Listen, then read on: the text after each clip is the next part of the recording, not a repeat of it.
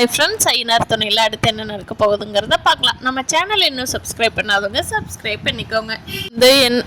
என்ன தான் கட்டடத்து வேலைக்கு போனாலும் அவரோட ஞாபகம் எல்லாம் சந்தா விட்டு அகலவே மாட்டேங்குது. அங்கே கட்டடத்தில் என்ன வேலை செஞ்சோம், அவங்க என்ன வேலை செய்கிறாங்க, நம்ம என்ன சொல்லிட்டு போனோங்கிறதே ஞாபகம் இல்லாமல் ரொம்ப மன வருத்தத்துலேயே உட்காந்துருக்காரு. அவருக்கு அந்த சந்தா கல்யாண கோலத்தில் ரெடியாகி வந்ததே மனசு விட்டு அகல மாட்டேங்குது இன்னும் சேரனுக்கு. ஆனால் ஒரே ஒரு நல்ல விஷயம் என்னென்னா, இன்னும் சந்தாவை கூட்டிகிட்டு போனேன் அவங்க கல்யாணம் பண்ணலை. அந்த பொண்ணு நல்லா தான் இருக்குது. ஏதோ இவருக்கு ஃபோன் பண்ணி சொன்னதுனால அந்த ஒரு ஆறுதலையாவது கட்டடத்துக்கு போயிருக்கிறாரு. வண்டி கரெக்டாக முடிவெடுத்து சேரனை வண்டியில் கூட்டிகிட்டு போனது நல்லதாக போச்சு. ஊருக்குள்ளே என்ன தான் கல்யாணம் நின்னாலும் இப்படி எதுக்கவே கேட்டு ரொம்ப மனசு கஷ்டப்படுத்துகிறாங்க. ஆனால் சேரன் அதுக்கெல்லாம் ஒன்றும் வருத்தப்படலை. அப்படி தான் பேசுவாங்கப்பா, நம்ம வேலையை பார்க்கலாம் அப்படிங்கிறாரு. திவ்யாவும் நிலாவும் புதுசாக எடுக்கிற போகிற ப்ராஜெக்டை பற்றி பேசிகிட்டு இருக்கிறத பார்த்துட்டு இருக்கிறேன். நடேசன் நம்ம மருமக பிள்ளைக்கு எவ்வளவு அறிவு, எவ்வளவு அழகாக பேசுது, எவ்வளோ சூப்பராக அந்த பிள்ளைக்கு சொல்லி கொடுக்குது. நல்ல பிள்ளை தான் கூட்டிகிட்டு வந்திருக்கிறான் சோழன். என்ன வசதியாக இருந்தாலும் அந்த பிள்ளை அதெல்லாம் காட்டிக்கிறதே இல்லை.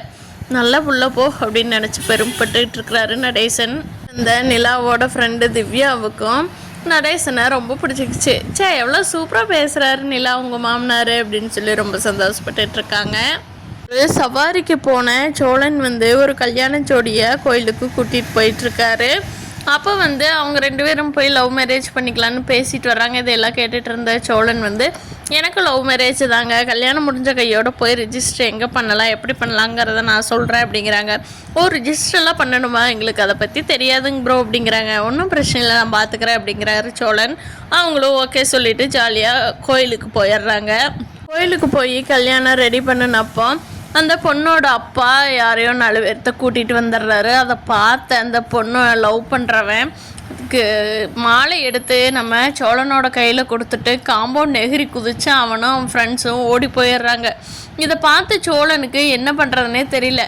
அந்த பொண்ணை விட்டுட்டு நம்ம எங்கடா ஓடுறது, அவனுக்கு உடனே ஓடிட்டு போயிட்டு போகிறானுங்க அப்படின்னு சொல்லிட்டு சோழன் அந்த பொண்ணை வெளியில் கூட்டிகிட்டு வர்றாரு.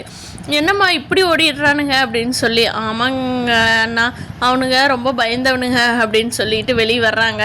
இப்போ சோழன் கூட அந்த பொண்ணு வர்றதை பார்த்த பொண்ணோட அப்பா, இவனைத்தான் கல்யாணம் பண்ணிடலான் இருந்தியா, நான் உனக்கு எப்போ ஏற்பட்ட இடத்துல மாப்பிள்ளை பார்த்தேன், போய் இவனை கல்யாணம் பண்ணுறீங்க, இவன் ஆளும் மண்டையும் அப்படிங்கிறாரு. சோழனுக்கு ஐயோ நம்மளே மாப்பிள்ளைன்னு நினச்சிட்டாங்களா, என்ன நடக்குதுடா இங்கே அப்படின்னு சொல்லி திரும்பி பார்க்குறாரு. நான் இல்லைன்னு சொன்னாலும் அந்த பொண்ணுக்கு இன்னும் பிரச்சனையாயிருன்னு நினச்சிக்கிட்டு சோழன் அமைதியாக இருக்கிறாரு. அந்த பொண்ணோட அப்பா, உன்னை தூக்கி ஜெயிலில் போட்டுருவேன்டா, நான் எப்பேற்பட்ட ஆளுன்னு உனக்கு தெரியுமாடா அப்படின்னு சொல்லி மிரட்டிகிட்டு இருக்கிறாரு. ஐயோ என்னை மன்னிச்சிருங்க சார், உங்கள் பொண்ணை நீங்களே கூட்டிகிட்டு போயிருங்க, நான் தெரியாமல் தப்பு பண்ணிட்டேன், நாளை விட்டுருங்க அப்படின்னு சொல்லி கெஞ்ச போகிறாரா. இல்லை அதுக்குள்ளே அவங்க அப்பா ஏதாவது ஆக்ஷன் எடுத்து போலீஸ் ஸ்டேஷனுக்கு கூட்டிகிட்டு போய் போலீஸ் ஸ்டேஷனுக்கு போகிற சோழன் எங்கேயாவது போலீஸ்கிட்ட மாட்ட போகிறாரா, என்ன நடக்க போகுது அப்படிங்கிறத சுவாரஸ்யமாக இருக்கும். நாளைக்கு எபிசோடில் பார்க்கலாம் ஃப்ரெண்ட்ஸ்.